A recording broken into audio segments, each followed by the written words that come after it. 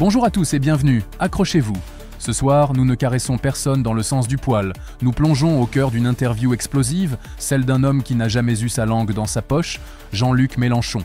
Oubliez les partis traditionnels, ces dinosaures effondrés. Il nous parle d'un mouvement, d'une France insoumise née sur leur ruine. Mais ce n'est que la partie émergée de l'iceberg.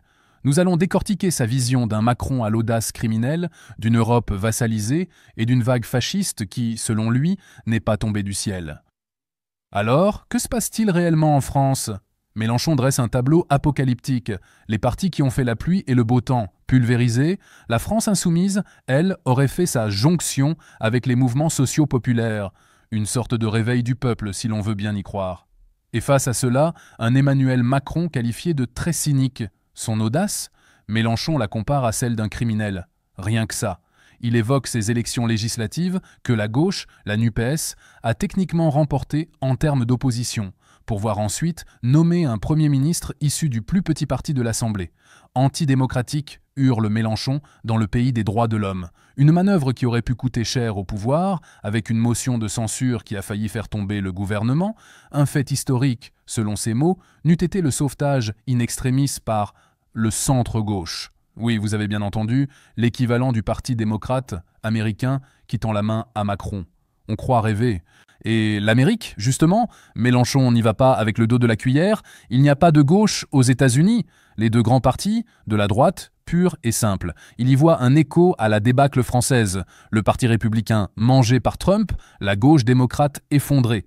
Tenter de nouer des contacts ? Un parcours du combattant. Une brève rencontre avec Bernie Sanders après d'innombrables tentatives et un seul contact réel avec les Democratic Socialists of America. Le désert, vous dit-on. Mais revenons à nos moutons, ou plutôt à nos loups, la fameuse nouvelle union populaire, la NUPES, un rêve brisé. Mélenchon l'admet sans phare, l'infighting sectaire est un vrai problème. Et la pomme de discorde principale, c'est Gaza. La France insoumise a une position, dit-il, basée sur le droit international, condamnant le génocide en cours à Gaza. Résultat, accusé de tout et surtout d'antisémitisme. Pendant ce temps, le Parti socialiste, le centre-gauche, que fait-il ? Ils ne disent rien. Ils ont peur de dire quoi que ce soit. Alors, faire semblant d'être amis avec ceux qui se taisent ? Pour Mélenchon, c'est non.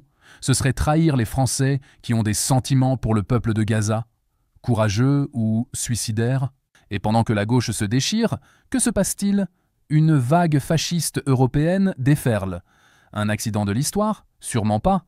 Mélenchon pointe la destruction des structures sociales par les politiques néolibérales, le racisme, l'islamophobie. Un terreau fertile pour la tension. Et qui en profite ? La droite a produit l'extrême droite, lance-t-il. Elle n'est pas tombée du ciel, non. Elle a été construite. Elle a de l'argent, ses médias. Une stratégie des dominants pour diviser le peuple. La solution ? Oublier les salons feutrés. Il faut gagner la confiance populaire en allant dans les combats avec le peuple, pas comme cette gauche institutionnelle qui, selon lui, ne fait rien. Le néolibéralisme, voilà l'ennemi désigné. Il détruit l'État, les services publics. Et ça, les Français le sentent jusque dans leur identité profonde. D'où la colère. Des exemples, le système de santé, jadis modèle, où l'on peut désormais mourir en attendant des soins. La France, 23e sur 27 pays européens pour la mortalité infantile. Les trains en retard, les écoles et les hôpitaux qui craquent. Une catastrophe qui appelle selon lui à un changement radical. Les gens, voilà, voient leur vie attaquée, mais on leur dit quoi ? Travailler plus et surtout blâmer les Arabes, les musulmans, les migrants. Une rhétorique que l'extrême droite sert depuis des décennies. Et la gauche traditionnelle qui prêche la raison et les efforts parce qu'il n'y a pas d'argent, elle a fait le lit de l'extrême droite perçue comme la seule alternative au système. Pour inverser la vapeur, il faut être très clair, être anti-système et très concret avec un programme.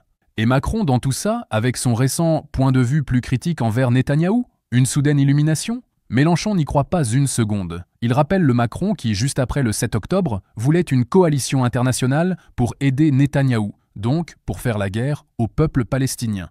Le changement ? Simple calcul, le peuple français est massivement hostile à la politique internationale de Netanyahou à Gaza. Et Macron, déjà très impopulaire, n'a pas le luxe d'une impopularité internationale supplémentaire. Cynique, vous disiez ? Parlons de l'Europe, cette grande puissance soumise. Mélenchon dénonce la soumission des États de l'UE à Trump et à l'OTAN. Malgré quelques gesticulations, il vote les fonds pour l'armement. Une politique étrangère commune, une défense commune, des chimères. Les États européens veulent faire partie de l'OTAN. Résultat, pas de souveraineté pour les nations européennes tant que le régime de l'OTAN existe et tant que l'Amérique continue de dominer l'Europe. Et la prochaine étape, selon lui, une guerre des États-Unis contre la Chine, préparée activement par Trump et le Parti démocrate. Et l'Europe, elle se prépare à être une fois de plus en accord avec Washington. Surtout pas pour sa souveraineté, ne rêvons pas. Une opposition militaire avec la Chine, première puissance productive, n'a aucun sens pour l'Europe. Mais on préfère subir des dommages économiques pour que l'hégémonie américaine se poursuive. Pendant ce temps, Trump fait ouvertement de l'Europe ses vassaux, nous forçant à acheter des F-35, des poulets à la salmonelle et du bœuf aux hormones. On nous dit qu'on ne peut pas s'endetter pour la santé ou l'éducation, mais pour les armes, oui. Le problème fondamental, c'est qu'aux États-Unis, lieu d'où viennent tous les problèmes, il n'y a pas de voix assez puissante pour proposer une alternative. Mélenchon s'inquiète de voir la gauche américaine complètement effacée, laissant un duel entre la droite et l'extrême droite. La faute à l'argent roi en politique et à des médias alignés sur les milliardaires, des médias qui neutralisent le débat sur la politique étrangère pour justifier plus de guerre. Alors, que reste-t-il? L'espoir que la masse du peuple, la jeunesse et les milieux populaires ouvriers sortent pour voter. Non pas par peur du « moins pire », ce calcul qui, aux États-Unis, a mené à Trump malgré le vote utile. Mélenchon cite Chavez, « Nous ne construisons pas un parti révolutionnaire, nous construisons un peuple révolutionnaire. Et pour cela, il faut une éducation de masse à tout moment. » En définitive, le constat est brutal. Des élites qui jouent avec le feu démocratique, une Europe à la remorque, une extrême droite instrumentalisée et une gauche qui peine à incarner une véritable rupture. La question qui brûle les lèvres est simple. Combien de temps encore avant que les peuples, anesthésiés ou exaspérés, ne décident de vraiment reprendre leur destin en main au-delà des discours et des postures? Le réveil sera-t-il à la hauteur du choc annoncé? L'avenir nous le dira, et il pourrait être bien plus tumultueux que prévu.